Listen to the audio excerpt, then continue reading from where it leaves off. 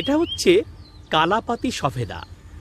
হ্যাঁ, এই সবেদা গাছের মূল বৈশিষ্ট্য হচ্ছে একদিকে যেমন ফুল আসতে থাকে, তেমনি সারা বছর ধরে ফলতে থাকে এই সবেদা ফল। আপনার ছাদ বাগানের ছোট্ট টবে বা আপনার বাড়ির উঠোনের ছোট্ট পরিসরে লাগিয়ে ফেলতে পারেন এই গাছটি।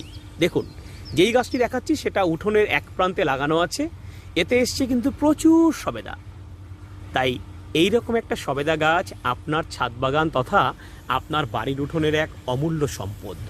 আমরা স্বাদের ছাদ বাগান সেমিনারে এই রকম একটা সবেদা গাছ দিতে চলেছি প্রত্যেককে একেবারে বিনামূল্যে। আগামী 22শে ডিসেম্বর এই সবেদা গাছ নিতে হলে আপনাকে আসতেই হবে আমাদের স্বাদের ছাদ বাগানের 6ষ্ঠ সেমিনারে।